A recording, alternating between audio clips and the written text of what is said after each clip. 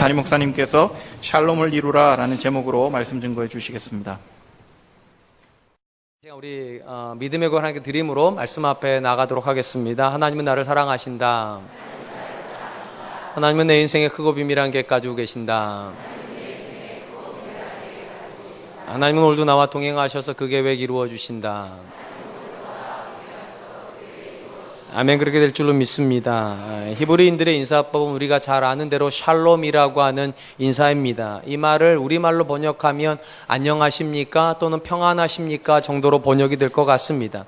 그런데 우리가 성경의 사고를 조금만 안다면 유대인들이 하는 이 샬롬이라고 하는 인사는 단순히 입술의 고백만이 아니라 그들의 전 삶의 고백이라 그렇게 이해하는 것이 옳을 것 같습니다. 특별히 하나님께서 주신 구약의 율법에 보면 일명 샬롬법이라고 부를 만한 내용들이 참 많이 들어가 있기 때문입니다. 가장 단적으로 안식일법을 하나님께서 주셨는데 이 안식일의 법은 단순히 예배하기 위해서 주어진 법만이 아니라는 사실을 알게 됩니다. 하나님께 이렇게 말씀하셨기 때문입니다. 내 남종이나 여종이나 내 가축이나 내 문 안에 거하는 객이라도 아무 일도 하지 말라. 그러니까 안식일의 명령에서 예배의 명령이 굉장히 중요한 명령인데 이 예배의 명령과 부과해서 주신 명령이 무엇인가? 네가 쉬어야 네 집에 있는 가축도 쉬고 네 집에 있는 종들도 쉴 거라는 것입니다. 그러니까 쉽게 말을 하면 안식일 법 안에 종들의 쉼에 대한 권리가 들어가 있는 것입니다. 또한 우리가 잘 아는 대로 하나님께서 레위기 25장에 주신 희년의 법 역시 전형적인 샬롬의 법이라 보시면 좋을 것 같습니다. 희년의 제도는 50년이 되면 땅의 원소유자에게 모든 소유권이 돌아간다는 법이라는 거 우리 잘 알고 있습니다. 하나님은 이런저런 이유로 자신의 삶의 터전을 잃어버리고 경제적인 어려움 속에 있는 자들에게 50년이 되면 다시금 새롭게 시작할 수 있는 근거를 마련해 주셨습니다. 특별히 이것이 자녀들에게 의미가 있는 것이 부모 세대가 잘못하여서 땅을 팔아버리면 자녀들은 근거가 잃어버리는데 하나님 50년이 되면 그 자녀가 새로운 꿈을 꿀 수 있는 제도적 보완을 해주심으로 그 나라 안에 갈등을 화평으로 바꾸어 놓으신 것이 전형적으로 이 희년의 법이기 때문에 그렇습니다. 또한 세 번째 명령도 역시 눈에 띄는 것이 추수법입니다. 우리가 잘 알고 있는 대로 하나님께서 이스라엘 사람들에게 추수를 할 때 대표적인 명령을 하나 주셨어요. 다 가져가지 말라고. 이런 내용이죠. 레위기 19장 9절로 10절. 너희가 너희 땅에서 곡식을 거둘 때에 너는 밥 모퉁이까지 다 거두지 말고 내 떨어진 이삭도 줍지 말며 내 포도원의 열매를 다 따지 말며 내 포도원에 떨어진 열매도 줍지 말고 가난한 사람과 거류민을 위하여 버려두라. 나는 너희의 하나님 여호와이니라. 이로보건대 성경이 말하는 샬롬은 단순히 평안하십니까 말로 또는 단순히 안녕하십니까 심정적으로만 그렇게 하는 것이 아니라 그들이 삶을 통하여서 이루어야만 하는 삶의 하나의 형태입니다. 나 때문에 다른 사람이 평안을 누리게 돼야 되고 우리 공동체 때문에 공동체에 있는 사람들이 평안을 누리게끔 해야 된다는 것입니다. 그리고 이 샬롬의 상태를 만들게 하기 위하여서 하나님께서 안식일도 지키라고 하시는 것이고 희년도 지키라고 하는 것이고 추수법도 따라야 된다라고 그렇게 말씀하시는 것입니다. 우리가 사는 세상은 좀처럼 평화를 찾기가 어려운 세상입니다. 그렇다면 여러분, 세상에 평화하지 못하는 이유는 세상에 평화의 개념이 없기 때문입니까? 결코 그렇지 않다는 거 우리 다 알고 있습니다. 어떤 사람도 갈등을 좋아하지 않고 분쟁의 상태가 옳은 상태라고 생각하지 않습니다. 심지어 핵무기를 만드는 사람들도 평화를 원해서 핵무기를 만든다라고 말하는 것이 지금 이 시대의 논리다 보니까 정도의 차이는 있을지 몰라도 누구나 다 평화를 원합니다. 근데 왜 평화가 이루어지지 않습니까? 이유는 간단합니다. 평화에는 대가가 필요하기 때문입니다. 누군가가 희생을 해야지만 평화가 이루어집니다. 예를 들면 앞에서 말씀드린 대로 안식일에 주인이 쉬는 것 또 종들을 쉬게 하는 것 절대로 쉬운 선택은 아닙니다. 왜냐하면 그 하루만큼의 노동력의 손실이 벌어질 거니까 누군가가 그 손실을 감내해 줘야지만 주인과 종의 화평의 관계가 이루어집니다. 여러분, 땅이 많다고 재산이 많다고 재산에 대한 욕심이 없습니까? 그렇지 않습니다. 땅이 많으면 또 욕심 부리는 게 사람의 마음 아닙니까? 그럼에도 불구하고 자기의 땅을 원소유주에게 돌려줄 때 재산의 손해를 감내해야 됩니다. 그래야 공동체가 화평합니다. 추수도 역시 마찬가지죠. 내가 가지고 갈 수 있는 게 뻔히 다 내 건데, 내 밭에 있는 게 다 내 건데 귀탱이를 남겨놓고 가야 되고 떨어진 이삭을 줍지 말아야 된다는 말은 추수에 대한 양의 손해를 봐야 되겠다는 결정이 있어야 되는 것이죠. 그래야지만 화평이 이루어지는 것입니다. 참으로 놀라운 것은 한자어로도 이 평화라고 또는 화평이라고 하는 단어 자체가 손해적 개념을 가지고 있다는 것입니다. 여러분 평평할 평자 쓰는 거 다 아시죠? 평화할 때 화자가 화평할 화자를 씁니다. 근데 화평할 화자가 벼화변에 입구자를 씁니다. 쉽게 말을 하면 뭐가 평화의 상태인가? 모든 사람의 입에 일정한 양의 양식이 들어가고 있는 상태가 평화의 상태라는 것입니다. 그러면 상식적으로 모든 사람의 입술에 일정한 양식이 들어가려면 더 가진 사람이 내놓지 않고 어떻게 들어갑니까? 당연히 손해의 개념이 거기에 들어가 있습니다. 그러므로 사랑하는 성도 여러분, 아무런 대가를 지불하지 않는 화평은 없고 내가 손해보지 않는 평화는 존재하지 않는다는 사실을 기억하셔야 됩니다. 그것이 샬롬법의 근거입니다. 오늘 우리가 살펴보게 될 본문의 말씀 역시 보아스를 통하여서 성도가 이루어야 되는 샬롬의 모습이 어떤 것인지를 우리에게 도전해주고 있습니다. 오늘 본문의 출발점은 여전히 보아스의 밭입니다. 보아스의 밭에서 지금 시간적으로 점심시간이 된 것 같습니다. 이런 이야기가 진행됩니다. 14절, 식사할 때에 보아스가 룻에게 이르되 이리로 와서 떡을 먹으며 내 떡 조각을 초에 찍으라 하므로 룻이 곡식 빼는 자 곁에 앉으니 그가 곡식을 주매 룻이 배불리 먹고 남았더라. 식사 시간이 되었을 때 룻이 보아스가 룻을 부릅니다. 아무리 생각해 보아도 룻이 음식을 가져왔을 거란 생각은 안 되죠. 점심시간에 저쪽 한 구석에 쭈그리고 앉아있는 룻을 향해서 이리로 오라고. 그 자리가 어떤 자리인가? 일꾼들이 앉는 자리입니다. 일꾼들이 먹어야 될 양식인데 룻을 불러서 같이 먹자고 합니다. 그런데 그냥 먹는 게 아니에요. 여기 보니까 배불리 먹고 남을 정도의 양식을 주었다. 왜 보아스가 이렇게 많은 양식을 주는 것일까요? 아마 보아스가 룻의 마음을 헤아리고 있는 것 같습니다. 여러분, 룻이 왜 이스라엘 땅에 왔습니까? 또 심지어 그 밭에 와서 왜 이삭을 줍는 것입니까? 보아스가 이렇게 생각하는 것이죠. 늙은 과부인 시어머니를 생각해서 그러는 것 아니겠냐고. 그러면 그 자리에 앉아서 밥을 먹을 때 룻의 목에 음식이 들어가려면 어떻게 되겠냐는 거죠. 그 시어머니의 목까지 줘야 먹을 것 같지 않냐는 거죠. 그러니까 먹고 남을 만큼 풍성한 양식을 주는 것입니다. 우리가 다음 시간 살펴보겠지만 실질적으로 룻은 남은 음식을 가져가서 시어머니에게 드립니다. 그러니까 거기까지를 내다보고 있는 것이죠. 우린 이런 것을 배려라고 그렇게 이야기를 합니다. 우리가 사는 세상에서도 보아스와 같이 다른 사람을 배려하는 사람, 착한 사람들이 있습니다. 근데 보아스의 개념에 나오는 것은 단순히 착함의 개념만은 아닙니다. 우리 주변에도 분명히 착한 사람들이 있습니다. 그런데 오늘 본문에 나오는 보아스는 착함을 뛰어넘는 사람입니다. 마음속에 있는 것까지 헤아려주는 사람. 참 이런 사람 귀한 사람이죠. 왜냐하면 우리가 이런 사람을 만나면 느낌이 다릅니다. 내가 배려받고 있다고 느껴지고요. 마음이 따뜻해집니다. 당연히 그 사람을 위해서 마음이 활짝 열리는 것이죠. 저는 우리 사랑과 하느께 성도님들이 그럴 수 있었으면 참 좋겠다 싶습니다. 제가 잠깐 회개하는 마음으로 사실 원고에는 쓰지는 않았는데 마음이 캥기는 게 하나가 있어서 제가 잠깐 얘기하려고 합니다. 지난 금요일 날 금요철야 때 제가 오는데 우리 앞쪽에 이제 주차 공간이 있었습니다. 제 앞에서 이제 앞사람이 먼저 돌고 제가 이렇게 돌아야 되는데 앞사람이 워낙 천천히 돌으시니까 제가 먼저 돌아버렸습니다. 그리고 나서 웃으셔도 괜찮아요. 돌았는데 왜 빨리 돌았는가? 주차 공간이 하나가 딱 비어 있어요. 그래서 거기다 이제 싹 집어넣었어요. 집어넣을 때까지는 괜찮았는데 갑자기 뒤통수 뜨뜻한 느낌이 드는 거예요. 어떤 느낌인가? 내 앞에 갔던 분이 우리 교회 성도면 어떻게 하지? 양심이 굉장히 찔리는 거예요. 그래가지고 제가 문에서 차에서 빨리 못 내렸습니다. 왜냐하면 내린 내 얼굴 볼까봐. 한 1분 정도 시간을 두고 내리면서 속으로 이런 생각을 했으면 다음엔 절대로 이러지 말아야 되겠다. 내가 생각이 짧았다. 교회 빨리 갈 생각만 났고 빨리 가서 앉을 생각만 했지 내 뒤에 올 그분이 우리 교회 성도일 수도 있고 또는 우리 교회 미래의 성도일 수도 있는데 담임 목사로 가는 사람이 그 주차 하나 빨리 하겠다고 그냥 팽 들어가가지고 이렇게 나쁜 사람만 있는 건 아닙니다. 우리 교회. 근데 사랑하는 성도님, 분명히 우리 중에 착한 사람이 있습니다. 다른 사람에게 손해 안 끼치려고 살고 있으려고 하는 사람이 있습니다. 그런데 오늘 본문에 보여지는 보아스는 그 이상이라는 것이죠. 그 마음까지 다 헤아려주는 배려심이 있는 사람입니다. 여러분 잘 아시는 대로 바울이 했던 선교를 우리는 일명 자비량 선교라고 그렇게 부릅니다. 이 자비량 선교라고 하는 것은 누군가에게 후원을 받지 않고 자기가 일을 해서 자기가 직접 선교를 하는 그런 선교를 이야기를 합니다. 그럼 사도 바울이 왜 자비량 선교를 했는가? 사도 바울 안에 나름의 철학이 있었기 때문입니다. 성경이 이렇게 기록을 합니다. 고린도전서 9장 12절, 다른 이들도 너희에게 이런 권리를 가졌거든. 이 권리는 후원을 받을 권리입니다.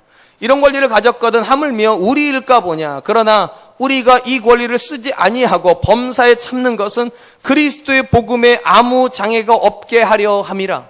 사도 바울이 뭐라고 말하는가? 다른 모든 사도들과 같이 우리도 역시 다른 성도들한테 후원을 받을 권리가 있는데 우리가 그렇게 하지 않는 이유가 있다는 것입니다. 이렇게 말을 해요. 그리스도의 복음에 아무 장애가 없게 하기 위함이다.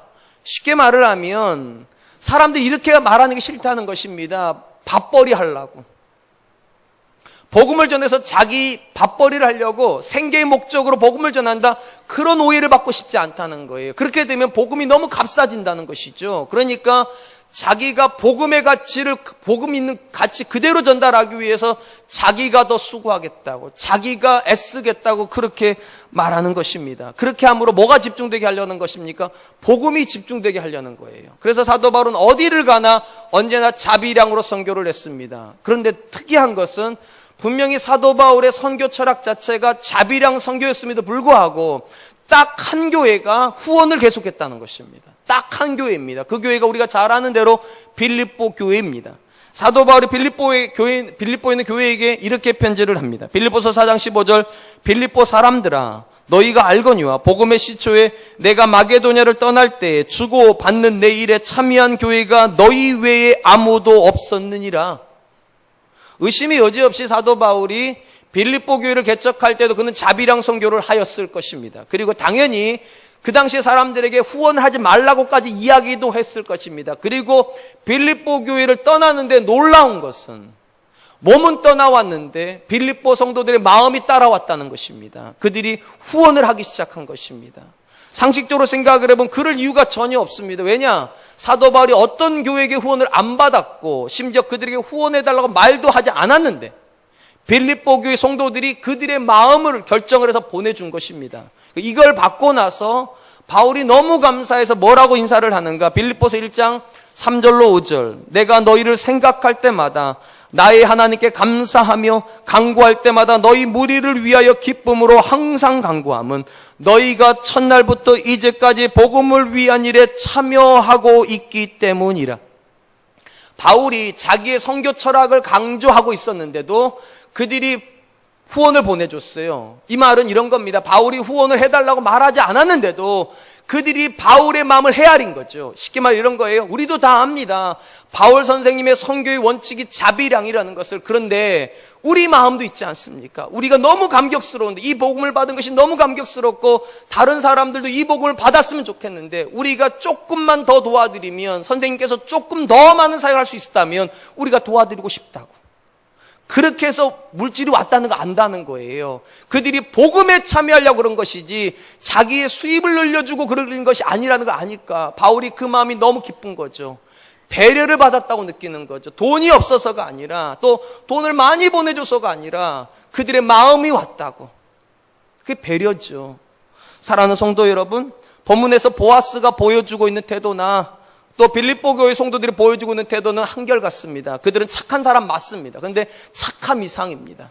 그냥 그 존재에게 잘해주는 것을 넘어서서 그 마음을 헤아려 주는 것이죠. 루시 밥을 먹으러 왔을 때 그 목구멍으로 그 음식이 들어가려면 시어머니의 먹을 것까지를 염려하고 있을 거라고. 그러니까 풍성하게 주는 것이죠. 가져갈 수 있도록. 만약에 풍성하게 안 주면 그거 계속 걱정할 거 아니냐고. 이거 빨리 남겨가지고 어머니 갖다 드려야 되는데. 바울에게 선교비를 보내주는 빌립보 성도들 역시 마찬가지. 의무적으로 보내는 게 아니에요. 왜냐하면 바울이 그걸 원하지 않았기 때문에. 그런데도 그들은 바울의 마음을 헤아려 줍니다. 분명한 것은 우리 주변에 착한 사람들이 있습니다. 심지어 예수님 믿지 않음에도 불구하고 다른 사람에게 민폐 끼치지 않으려고 정말 성실히 살고 또 다른 사람에게 깍듯하게 예의 지키는 착한 사람들이 있습니다. 근데 사랑하는 성도 여러분, 하나님께서 저와 여러분들에게 원하시는 수준은 그 정도 수준은 아닙니다. 거기를 뛰어넘는 수준입니다. 착함을 뛰어넘어서 배려가 깊은 사람, 마음까지 헤아려 주는 사람, 그런 사람이라야 사람의 마음을 얻어요. 마음을 얻어야 복음이 들어가지요. 주변에 착한 사람은 많이 있다니까요. 그 정도를 가지고는 선교가 안 되고 복음 증거가 안 됩니다. 어느 정도까지 해야 되는가? 이 정도까지 나를 배려해 준다니. 참 생각이 깊다. 참 배려심이 있다. 그럴 때 그 사람이 전하는 복음이, 그 사람이 말하는 하나님이 그 마음에 박히는 것 아니겠습니까? 그러므로 사랑하는 성도 여러분, 저부터 결심합니다. 저도 새 가족을 생각을 하고 우리 성도를 생각해서 안 하겠습니다. 그냥 주차 빨리가 늦지 않고 한 발짝 뒤로 물러서서 천천히 다른 사람이 먼저 갈 수 있도록 배려를 하겠습니다. 사랑하는 성도 여러분, 우리 사랑과 은혜교회 성도님들도 그럴 수 있었으면 참 좋겠다 싶습니다.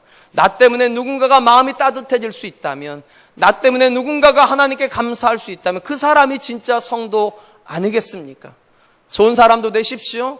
그러나 거기서 멈추지 마시고 다른 사람의 마음을 열 수 있는 배려심이 있고 세심한 그런 분들 되실 수 있기를 축원드리겠습니다. 보아스는 자신의 일꾼들이 먹는 식사 자리에 룻을 초대했습니다. 풍성이 주었습니다. 그리고 식사가 끝나자 룻은 다시 이제 이삭을 주우러 갑니다. 그때 보아스가 다시 일꾼들을 부릅니다. 그리고 이렇게 명령을 합니다. 15절, 룻이 이삭을 주우러 일어날 때에 보아스가 자기 소년들에게 명령하여 이르되 그에게 곡식단 사이에서 줍게 하고 책망하지 말며. 보아스가 뭐라고 말을 하는가? 룻을 곡식단 사이에도 다시 데리고 와서 거기서 줍게 하라고. 그러니까 이삭을 줍는 장소를 특정시켜 주는 것이죠. 이건 당연히 배려일 겁니다. 근데 여러분, 이게 배려라고 한다면 이해가 잘 안 되는 게 하나가 있어요. 이미 룻은 이 룻기 본문상에서 보면 이미 곡식단 사이에서 곡식을 줍고 있습니다. 왜냐하면 2장 7절에 보니까 이런 내용이 들어가 있기 때문이죠. 그의 말이라고 하는 것은 이제 사환이 이제 룻의 이야기를 옮겨주는 겁니다. 그의 말이 나로 베는 자를 따라 단사에서 이삭을 줍게 하소서 하였고 아침부터 와서는 잠시 집에서 쉰 이래는 지금까지 계속하는 중이니이다. 그러니까 룻이 와가지고 아침부터 어디 사이에서 이삭을 주었다고요? 단 사이에서 주었다고. 단이라는 건 당연히 곡식단 사이죠. 그런데 오늘 본문에 보니까 룻이 종들한테 단 사이에서 줍게 하라고. 이미 줍고 있는데 그럼 그걸 계속 하라는 이야기인가? 그럴 거면 이런 명령 내리지 않죠. 뭔가 여기 안에서 의미적인 혼선이 일어나고 있음을 분명히 알 수 있습니다. 그래서 비교적 최근에 번역이 되고 있는 쉬운 성경은 앞부분에 나왔던 2장 7절을 보면 이렇게 번역을 안 합니다. 우리 성경처럼 이렇게 번역을 합니다. 일꾼들 뒤에 따라다니며 땅에 떨어진 이삭을 줍도록 해달라고 했습니다. 그녀는 잠시 오두막에서 쉰 것 말고는 아침부터 지금까지 계속 이삭을 줍고 있습니다. 쉽게 말을 하면 이런 겁니다. 룻이 왔을 때는 어디에서 이삭을 주었는가? 곡식을 베러 가는 일꾼들 뒤를 따라가면서 죽고 있었던 것이고, 지금 보아스가 말하는 곳은 어디냐? 그 벤 곡식들을 가져다가 쌓아놓는 장소가 있다는 겁니다. 뭉탱이로 쌓아서 단을 묶는 장소. 그게 곡식단 사이입니다. 그럼 왜 곡식단 사이를 가서 주라고 말하는가? 상식적으로 곡식단으로 단을 가지고 오려면 이 단들을 묶어야 되지 않겠습니까? 이걸 드는 동안에 나달들이 많이 떨어지겠죠. 아니, 안 주워 봤어도 그 정도는 기본 아닙니까? 이 많은 알곡이 있는 게 들면 떨어지지요, 당연히. 떨어지고, 묶다 보면 또 떨어지고. 그냥 또 곡식들이 묶여 있기 때문에 많이 운동량 필요 없습니다. 반개 넓지 않아요. 거기만 있어도 엄청나게 쉽게 많은 양을 줄 수 있어요. 그러니까 이렇게 말하는 거죠. 곡식단 사이로 데려다 놓으라고. 그리고 꾸짖지 말라고 말을. 왜 꾸짖지 말라고 말합니까? 엄밀히 말하면 그곳은 일꾼들만 가는 곳입니다. 다른 이삭 줍는 사람도 어디서 하는 것인가? 추수가 끝난 벌판에서 줍는 거예요. 근데 그 여자만 여기 와 있으면 사람들이 그래, 너 왜 여기 와 있냐고 그러지 않겠냐고. 이건 관계자 외출입 금지.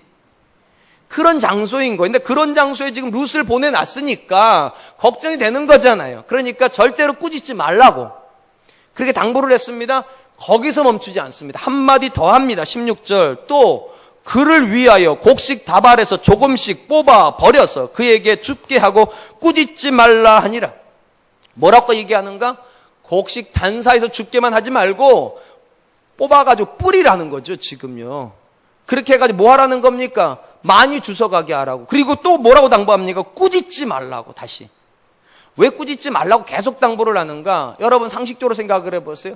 단사에서만 그냥 주워도 굉장히 많이 주워요. 근데 그것까지 뽑아가지고 뿌려주면 이게 얼마나 많이 가져가겠어요? 우리가 다음 시간에 보겠지만 들쳐 메고 가기도 어려울 만큼 가져갑니다.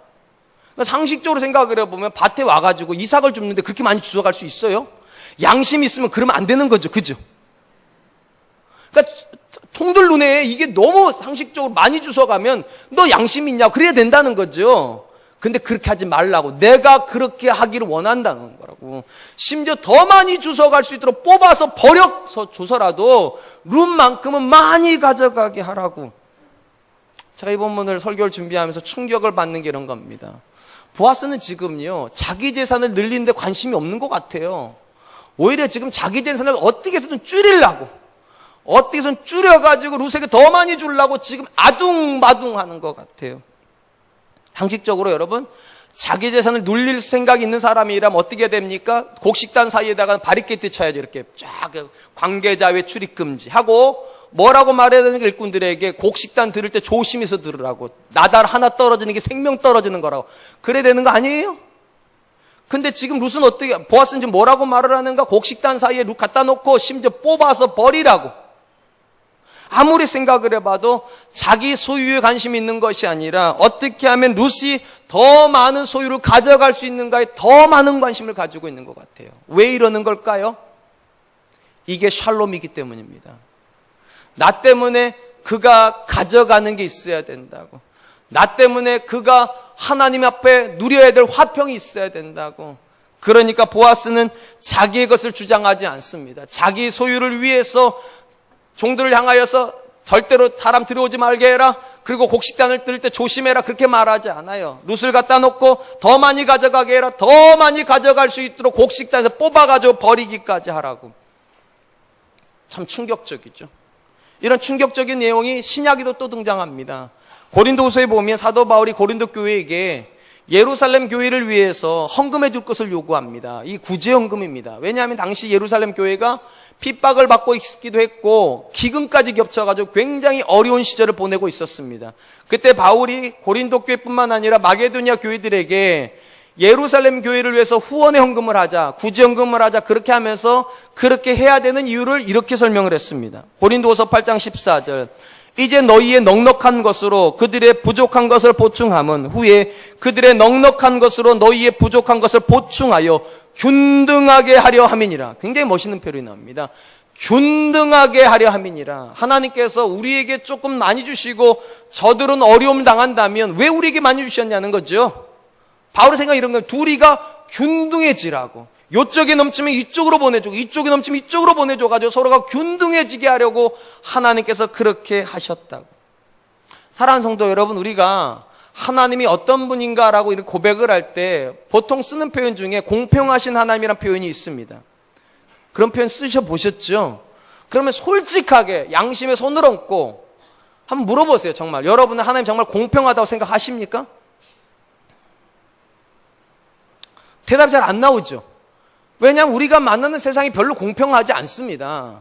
누구는 굉장히 많이 가졌습니다. 누구는 비상식적으로 얼마 안 가졌습니다. 누구는 비상식적으로 똑똑합니다. 누구는 비상식적으로 안 똑똑해요. 누구는 너무 예쁩니다. 광채가 나는 것 같고. 걱정하지 마. 여러분 다 광채 나시니까. 근데 누구는 하나님께서 해도 너무하시다. 어떻게 저렇게 그런 얼굴 가지고 계신 분도 계십니다.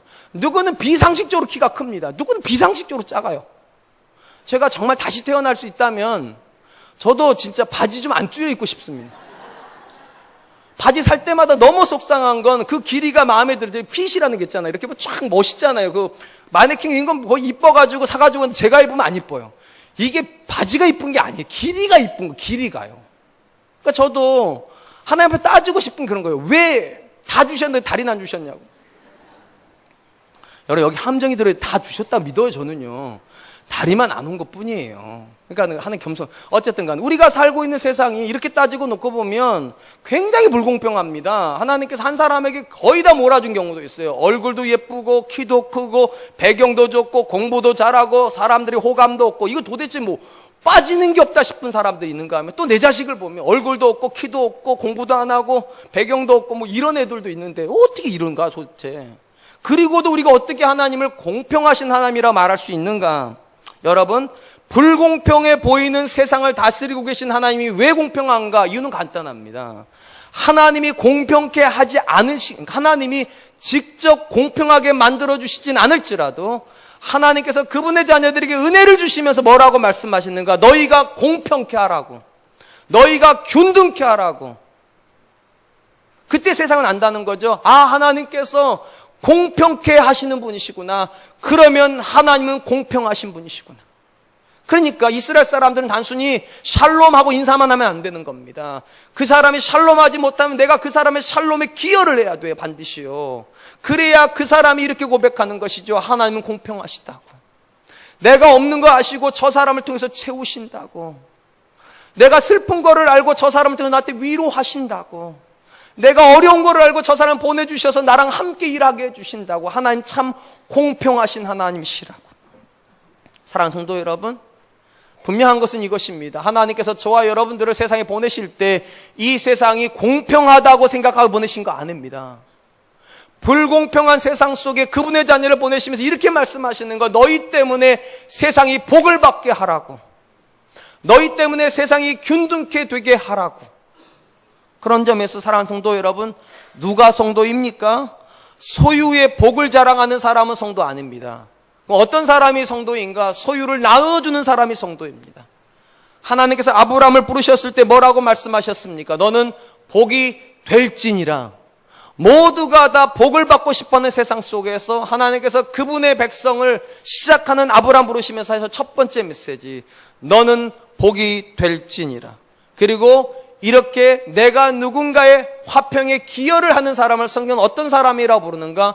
그 사람을 화평케 하는 사람이라고 부르는 것입니다. 그리고 이 화평케 하는 사람이 얼마나 중요한 사람인가 성경이 이렇게 기록을 합니다. 마태복음 5장 9절, 화평하게 하는 자는 복이 있나니 그들이 하나님의 아들이라 일컬음을 받을 것이며. 화평케 하는 자들이 하나님의 아들이 된다. 여러분, 상식적으로 생각을 해보면 누가 하나님의 아들입니까? 예수님 믿는 사람이요.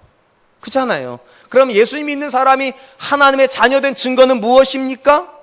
우리가 일반적으로 대답을 합니다. 기도하는 것, 성경 읽는 것, 예배하는 것, 봉사하는 것. 맞아요. 이 모든 것이 하나님의 자녀됨의 증거가 맞아요. 그런데 드러나는, 세상 가운데 드러나는 증거가 뭐냐는 그러면요, 세상 사람들 우리가 기도한다고 감동 안 합니다.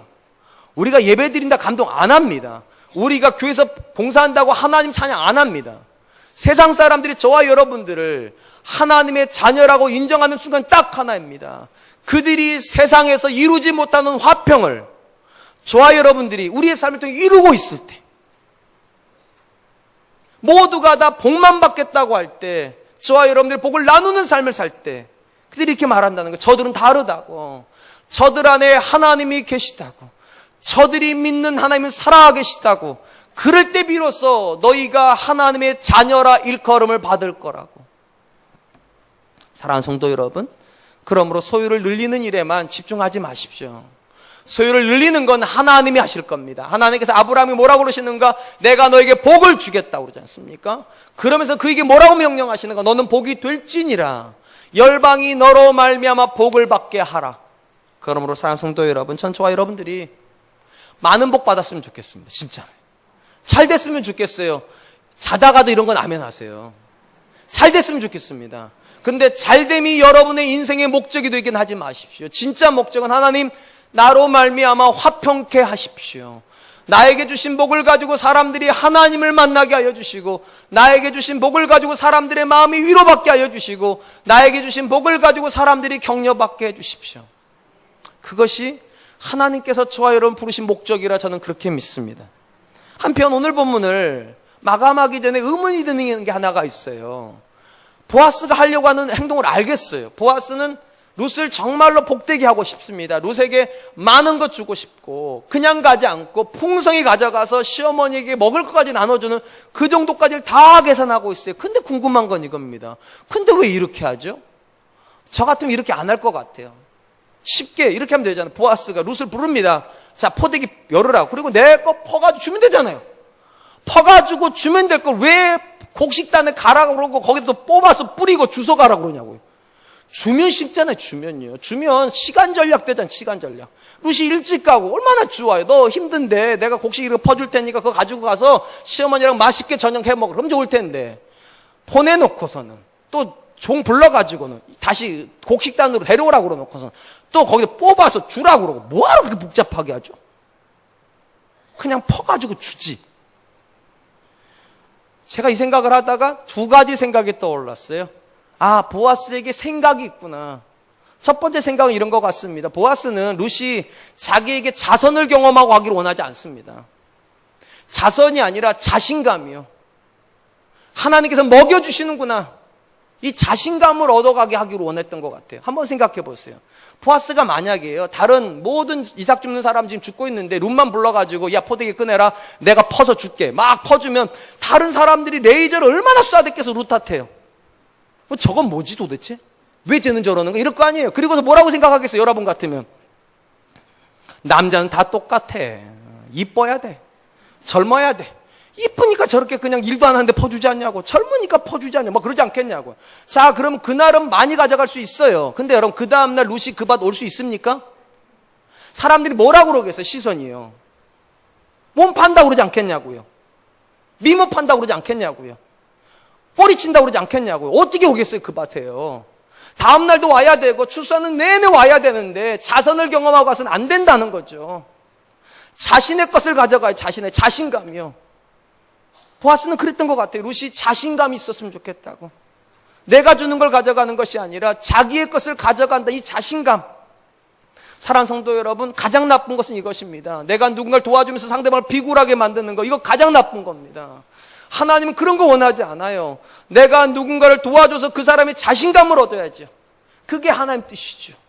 그래서 보아스가 직접 불러서 퍼주지 않고 밭에 가게 하고 떨어뜨려가 자기가 죽게, 자기의 노동력으로 그걸 얻었다라고 생각할 수 있게끔 만들어주는 것이죠. 여기까지 생각이 머물 때 하나 더 갔습니다. 또 생각을 해봤어요. 그게 전부일 거 아니에요.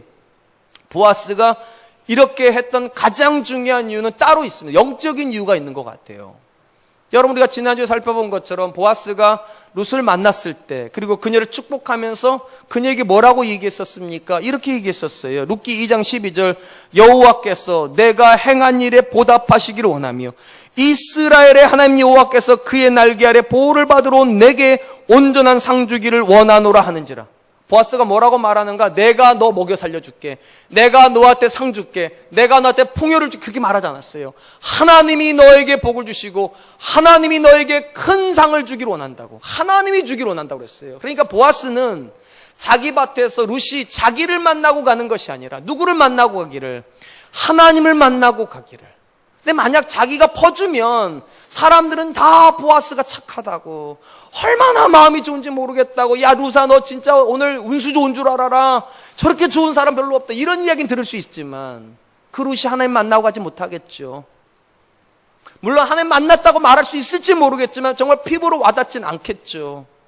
그러니까 보아스가 어떻게 하는 겁니까? 철저하게 그 모든 일이 하나님이 하신 일이라고 고백하게 하려는 거잖아요. 한번 생각해 보세요. 보아스가 룻을 지금 곡식단 사이 갖다 놓았습니다. 거기까지만 온 것도 굉장히 감동이잖아요. 그죠? 근데 룻이 가는 길마다 곡식이 떨어져 있어요. 막 이만큼씩 떨어져요. 왜냐하면 거기에만 뿌렸을 테니까. 그럼 여러분은 아무것도 몰라요. 지금요, 보아스가 어떤 명령인지 아무것도 모르는데 내가 가는 길에만 막 이만큼씩 떨어져 있어요. 뭐라고 그러실래요? 여러분 같으면 뭐라고 그러실래요? 하나님이 내 눈을 밝혀주시다 하지 않겠어요? 내 눈을 어떻게 나는 곡식이 있는 것만 그렇게 아는지 내가. 자, 웃자고 한 얘기인데 웃으세요. 좋은 얘기예요, 여러분. 이게 여러분 한번 생각해 보세요. 보아스가 그렇게 배려를 하자 룻이 거기 가서 아무것도 모르면서 곡식을 주어요. 근데 계속적으로 그 앞에 풍성한 곡식이 떨어져 있을 때 뭐라고 하겠냐? 저는 이럴 것 같아요. 하나님 감사합니다, 하나님 감사합니다. 어떻게 내가 이런 일이 있는데, 이게 정말 모르겠다. 나는 내가 누구한테 부탁한 것도 아니고 내가 여기 오게 해달라고 한 것도 아닌데 도대체 왜 내가 여기 와 있는지, 도대체 왜 내가 이렇게 많은 곡식을 주어야 되는지 내가 잘 모르겠다. 하나님, 이유는 모르겠는데 이게 하나님이 하신 일이라는 건 내가 알겠다. 그러지 않겠냐고요. 보아스가 원하는 게 그거 아닙니까? 자기 밭에서 자기를 만나고 가는 것이 아니라 하나님을 만나고 가기를, 내가 주는 곡식을 걷어가는 것이 아니라 하나님이 주시는 곡식을 걷어가기를 원하니까 자기를 철저하게 숨기는 겁니다. 사랑하는 성도 여러분, 성도가 어떤 존재입니까? 성도됨의 가장 확실한 고백은 이겁니다. 나의 나 된 것은 하나님의 은혜로 된 것이다. 그러니까 성도의 본질은 자기가 아니라 하나님이에요. 그러면 상식적으로 생각을 해보면 누군가가 성도의 삶에서 반드시 만나야 될 존재는 누구입니까? 하나님이어야 됩니다. 그게 진짜예요. 근데 여러분, 이게 참 어렵습니다. 왜 어려운가? 사람은 눈에 보이는데, 그러니까 복을 받은 존재는 보이는데 복을 주신 하나님은 잘 안 보인다는 게 문제예요. 그러니까 예를 들면 저는 이렇게 믿는데 여러분 눈은 잘 안 보이세요. 지금 하나님께 여기서 성령께서 저한테 막 기름을 부으시거든요. 안 보이시죠? 그래, 안 보여요. 저는 받고 있어도 아는데. 근데 이 기름 부으시는 분은 안 보이고 기름 부음 받은 자만 보이니까 그럼 어떻게 해야 됩니까? 방법은 하나예요. 나를 계속 낮춰야 되는 겁니다. 나를 계속 죽여야 되는 겁니다. 왜 바울이 나의 나 된 것은 하나님의 은혜로 된 것이라 말했던 그 바울이 나는 날마다 죽는다, 나는 나를 쳐서 복종시킨다, 왜 그랬을까요? 이유는 간단해요. 자기가 안 죽으면 은혜 베풀어 주신 하나님이 드러나질 않으니까요. 오늘 본도 역시 마찬가지예요. 보아스가요, 자기를 감추지 않으면 자기밖에 안 드러나요. 자기 밭이고 자기 곡식이고 자기 사환이에요. 보아스가 원하는 건 그거 아니에요. 철저하게 하나님이 드러났으면 좋겠다고. 그러니까 자기를 다 감추죠. 철저하게 감추죠. 마치 자기가 아무 일도 안 한 것처럼, 마치 종들이 룻을 데려다가 거기에 놓은 것처럼, 그냥 룻이 걸어가다 많은 곡식을 거둔 것처럼 모든 것이 자연스럽게 만들어주면서 룻이 감사 이렇게 고백하기를 원하는 것이죠. 하나님 감사합니다. 이렇게 미천한 나 같은 사람을 사랑해 주셔서 오늘 보아스 만나게 해주시고 그 밭에서 상상도 할 수 없는 많은 곡식을 거두게 하신 하나님 살아계십니다. 내가 이 하나님 만나고 싶어서 가나안 땅에 왔는데 내가 오늘에서야 하나님 살아계심을 만났습니다. 그러고 하지 않겠냐고요. 그게 속 깊은 사람입니다. 하나님 정말로 만나고 싶은 속 깊은 사람이요. 내가 드러나는 것이 아니라 내 삶에서 하나님이 드러나기를 원한다. 그럼 난 오늘 어떻게 살아야 될까? 사랑하는 성도 여러분, 우리의 삶의 태도는 어떻습니까? 사람들이 내 안에서 어떤 걸 보기를 원하십니까? 내 자신을 보기를 원하십니까? 아니면 내 안에 계신 하나님을 보기를 원하십니까? 조금 더 가까이요. 여러분의 자녀들이 부모의 은혜를 아는 자녀였으면 좋겠습니까? 하나님의 은혜를 아는 자녀였으면 좋겠습니까? 이걸 꼭 선택을 해야 될 필요는 없죠. 둘 다 하면 더 좋죠. 근데 하나만 해야 된다면 부모의 은혜를 아는 자녀였으면 좋겠습니까? 하나님의 은혜를 아는 자녀였으면 좋겠습니까? 여기서 여러분이 어떤 대답을 하느냐에 따라서 전혀 다르게 자녀를 대합니다. 예를 들면 자녀에게 돈을 줘야 될 때가 됐습니다. 자녀가 장성해가지고 어떤 사업을 해야 되는데 아버지 한 번만 도와주십시오. 어머니 한 번만 도와주십시오. 이거 한 번만 도와주시면 제가 평생 어머니 아버지 은혜 안 잊겠습니다. 그럽니다. 아버지가 결단을 하죠. 그리고 퇴직금의 3분의 1 정도를 뗐다고 생각을 하죠. 아들한테 줍니다. 그때 대부분의 부모는 이렇게 말을 합니다. 아무개야, 이건 내 피다. 주님의 피를 주는 것도 아닌데 어쨌든 이건 내 피야. 아빠의 등골을 빼서 나한테 주는 거라고. 정말 잘 써야 된다. 정말 생각을 조심하게 해가지고 일을 해야 된다. 그렇게 말을 할까? 그럼 그 자녀는 아버지 이렇게 말하고, 맞다. 정말 아버지가 나한테 이렇게 귀한 거 줬는데 우리 아버지 참 귀하다. 이럴 거예요. 그러면 부모의 은혜는 압니다. 근데 여러분이 하나님의 은혜를 아는 자녀이기를 원하신다면 그렇게 말 안 합니다. 이렇게 말합니다. 아빠가 너한테 돈을 주는 거 아빠 돈 주는 거 아니다. 하나님이 너한테 주시는 거다. 자신 있게 써라. 대신에 하나님께 부끄럽게 살지는 말아야 된다. 하나님이 주시는 돈을 어떤 수로 쓰면 안 되는 거다. 하나님의 영광이 드러날 수 있는 일을 하고 하나님 앞에 기름 부음 받는 그런 일을 해라. 그럼 그 자녀는 나가면 이렇게 말할 겁니다. 분명히 아버지가 준 돈인데 하나님 감사합니다. 나에게 저렇게 마음 넓은 아버지를 주신 거 하나님 너무 감사합니다. 맞습니다. 하나님이 제게 주신 돈이니까 정말 열심히 살겠습니다. 정말 최선을 다해서 소득이 나면 하나님께 헌금하고 내 부모한테도 정말로 잘하겠습니다. 그러겠죠. 여러분들은 여러분의 배우자에게 어떤 배우자이고 싶습니까? 여러분의 배우자가 여러분께 감사하기를 원하십니까? 하나님께 감사하기를 원하십니까? 만약에 여러분들이요, 여러분 배우자가 나한테 감사하는 배우자이기를 원하면 이렇게 말할 거예요. 여보, 세상에 나 같은 아내 없더라. 나가보니까 세상에 하루에 밥 3끼 챙겨준 여자 요즘에 어디 있냐? 내가 나니까 하는 거야. 여보, 나한테 감사해야 돼. 그럼 여러분의 배우자는 분명히 여러분에게 감사는 할지 모릅니다. 근데 여러분의 목적이 하나님께 여러분의 배우자가 감사하기를 원한다면 그렇게 말 안 하면 이렇게 말하면, 여보 고마워. 내가 아무리 봐도 당신 같은 사람은 없어. 이렇게 못난 나를 사랑해주고 한평생 나만 믿어주고 격려해준 당신 같은 아내가 어디 있냐고. 나는 당신을 내게 주신 하나님 너무 좋다고. 그럼 그 남편이 집에 하나님께 가서 뭐라고 그러겠어요? 하나님 감사합니다. 내가 나를 아는데 나 그렇게 대단한 사람 아닌데 내 아내가 저렇게 나를 사랑하니 이거 하나님 은혜 아니고서 어떻게 설명하겠냐. 하나님 너무 감사하다고.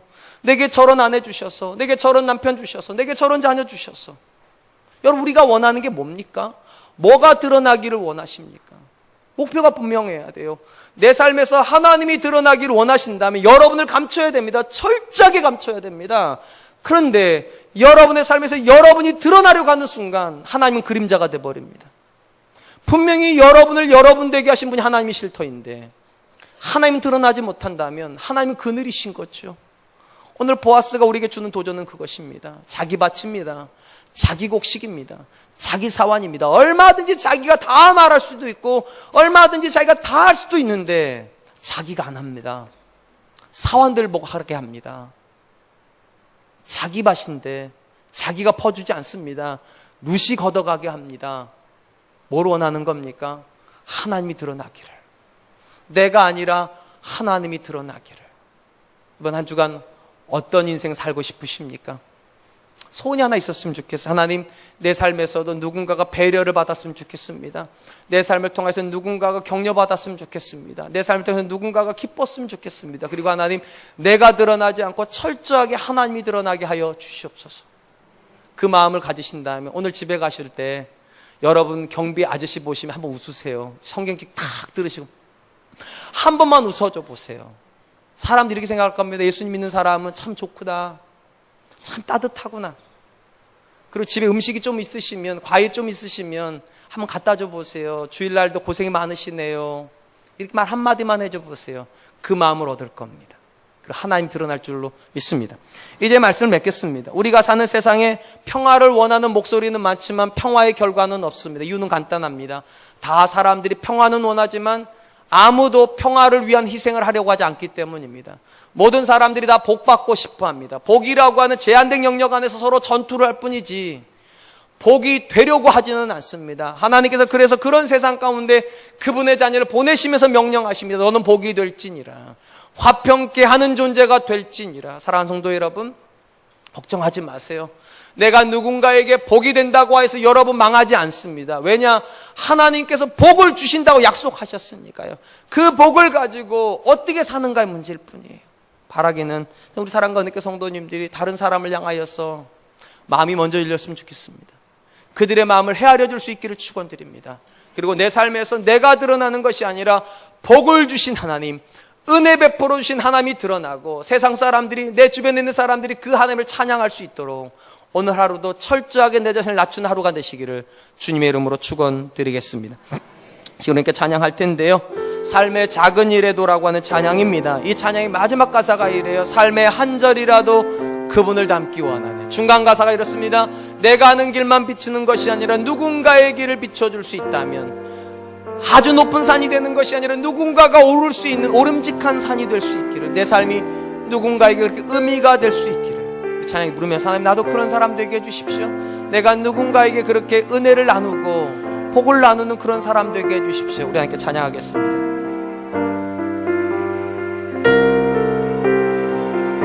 삶의 작은 일에도, 삶의 작은 일에도 그 마음을 알기 원하네. 그 길, 그 좁은 길로 가기 원해. 나의 작음을 알고 그분의 크심을 알며 소망, 그 깊은 길로 가기 원하네. 저 높이 솟은 산이 되기보다, 저 높이 솟은 산이 되기보다 여기 오름직한 동산이 되길, 내가 가는 길만 비추기보다는 누군가의 길을 비춰준다면, 내가 노래하듯이, 내가 노래하듯이 또 내가 얘기하듯이 살기 난 그렇게 죽기 원하네. 삶의 한 절이라도 그분을 닮기 원하네. 사랑 그 높은 길로 가기 원하네. 다시 한번 하겠습니다. 삶의 작은 일에도 삶의 작은 일에도 그 마음을 알기 원하네. 그 좁은 길로 가기 원해. 나의 작음을 알고 그분의 크심을 알며 소망 그 깊은 길로 가기 원하네. 저 높이 솟은 산이 되기보다 여기 오름직한 동산이 되기. 내가 가는 길만 비추기보다는 누군가의 길을 비춰준다면